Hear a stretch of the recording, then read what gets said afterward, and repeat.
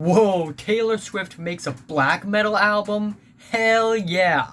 Would you trust me if I told you it was just a summer thing? Whoa, man. Only 17, This is so don't know metal. anything but Yeah! Hey guys, what's up? It's the Culture Detective here investigating your favorite albums.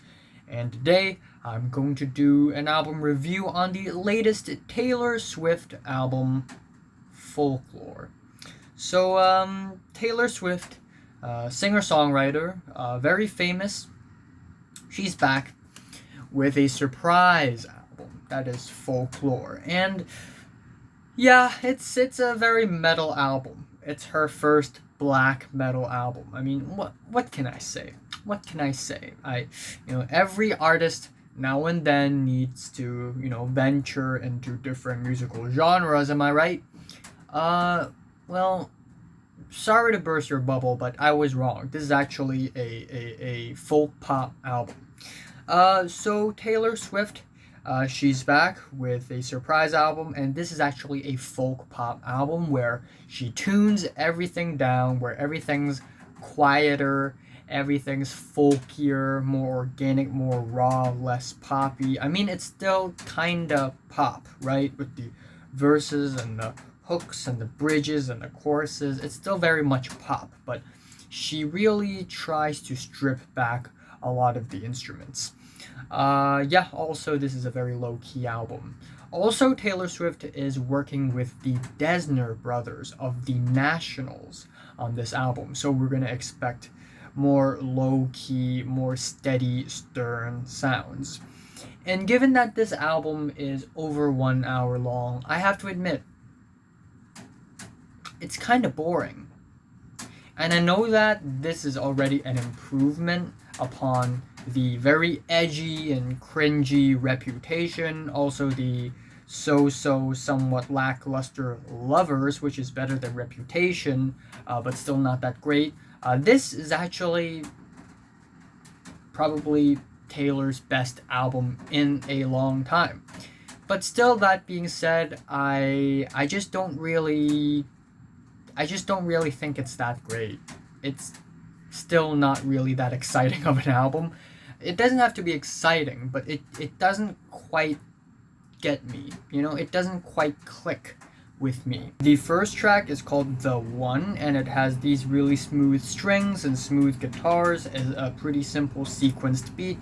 And of course we have lyrics about, an ex-boyfriend, how is he doing now? Your average Taylor Swift lyric. And that's pretty much just it. It's still a very quiet and forgettable song for me.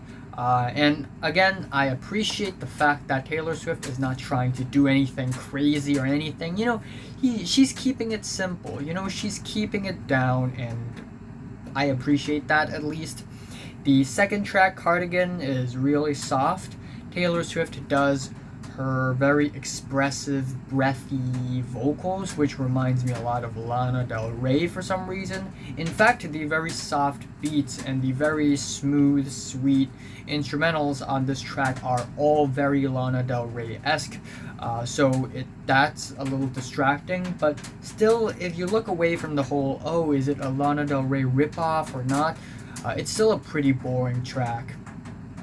The third track, The Last Great American Dynasty, is the first track on the album that's actually more memorable, where this track is more of a historical, biographical track, even though in the core it's still a song about Taylor Swift herself. And essentially, Taylor Swift sings about how this woman is married to this really rich man, and this rich man suddenly died. And so all the wealth went to that woman, and now everyone hates that woman now, and how the woman needs to deal with hate. And this all happens back in the old Americans' ages. And that deep in the core, it's still about Taylor herself. But nonetheless, the very simple chords are pretty nice. It has a pretty nice peppy beat as well. And lyrically, she takes a different perspective, which is always interesting. Also, oh my god, it's raining so heavy. Jesus. The fourth track, Exile, featuring Bon Iver or Justin Vernon, is pretty fantastic in my opinion. It's a really sad friggin' song. It's really sad. And Bon Iver and Taylor Swift, they have excellent vocal chemistry together. Bon Iver is very low register, is really rough and, and tough, while Taylor Swift's vocals are soft, and together they fit really well. Also, I really like the elegant strings and pianos, and in the core of the track, it's still really moving. And then we have the track My Tears Ricochet, which is a pretty emotional, spacey track. We get these choral vocals, some nice vocal melodies, but still, that being said, given how slow the song is, it's still kinda forgettable. And the next track, Mirror Ball, sounds like a Haim track to me for some reason, with its dragged vocal harmonies. So, not one of the more memorable tracks as well. The next track, 7, is also a very quiet track with the very quiet and low-key pianos and guitars, and the vocal melodies, they are a little bit redundant, even though the track, production-wise, sounds really sweet. Next up, we have the track August, which is a little head-scratching because the production, it's so hollow, it's so washed out, and I guess the track tries to sound upbeat, a little uplifting, but it kind of fails doing that because the instrumentals, they're a little bit too stripped back to actually be driving or anything. However, the next track, This Is Me Trying, is probably my favorite track on the entire album. The production is very reverby, but not enough to completely overshadow the vocals and the instrumentals. The vocal melodies, they are really sweet, and overall, it's a really nice throwback pop ballad with a really nice celebratory Christmassy feel, which is a very sweet and very light to the ears.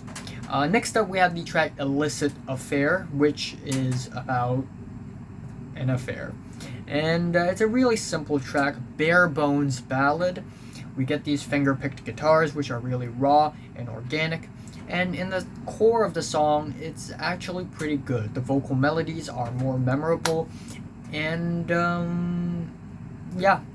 even though instrumentally this is a very quiet song, the tension and the not really tension, but the drama in this track is actually more stand out than I would have expected. Up next, we have the track Invisible String, which is of course about invisible strings. Actually about fate and destiny, and how my song is playing in the guy's cab. The guy showed up in my favorite restaurant. There must be some sort of connection, right? So at least there's that. Maybe she's just in a small town. Maybe that's it.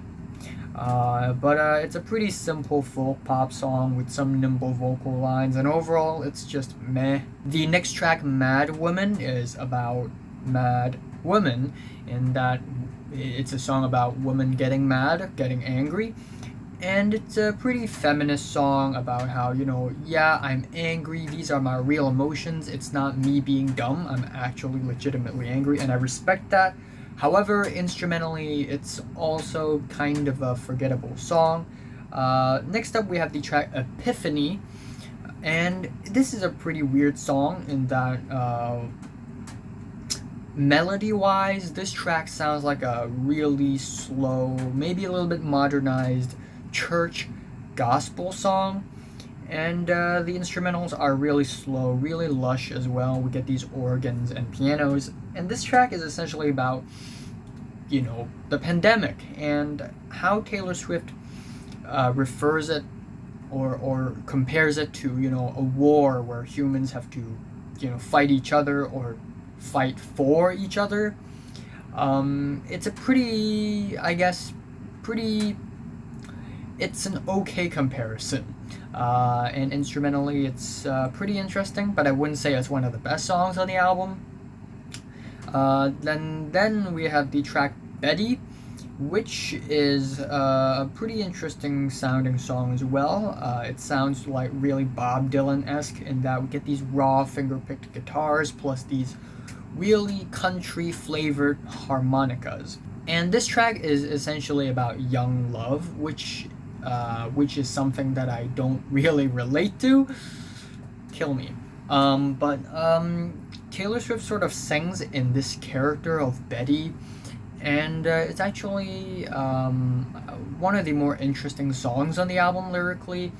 And again, I just like it when Taylor Swift takes different perspectives on the same thing. You know how she sings about, love and all that stuff, but when she takes different perspective on this topic, it's a little bit more refreshing. Anyways, the penultimate track is called Peace, and it's a very, very, very stripped back track. It doesn't really have a structure, it's very quiet, and we get these pulsating synths in the background, which do not help much. And the album ends out with Hoax, which is a pretty underwhelming track about broken love, And we get these lonely pianos on this track, really monotone piano, which has potential. This track could have been like a really sad song, but instrumentally and vocally, Taylor Swift doesn't really translate that sadness really well, so it's just kind of stuck there for me. So yeah, overall, while I think there are several pretty good songs on this album, again, Exile, This Is Me Trying, Betty, these songs are really good, but other than that, it's just okay. I'm just happy that Taylor Swift is, trying out something different. It doesn't have to be ambitious. It doesn't have to be very complex. Just something more simple, more straightforward. But still, I don't really see anything all that great about this album, really. My favorite track is This Is Me Trying, and my least favorite track is probably Peace. Yeah. I'm giving Taylor Swift's Folklore a light to decent 6 out of 10. So, have you listened to Taylor Swift's Folklore? From 1 to 10, how much did you rate it? Like it, and subscribe if you want more. And thanks for watching. I will be reviewing Blue and Exile very soon, as well as an album review series that I'm absolutely excited about. So, yeah, stay tuned. Yeah.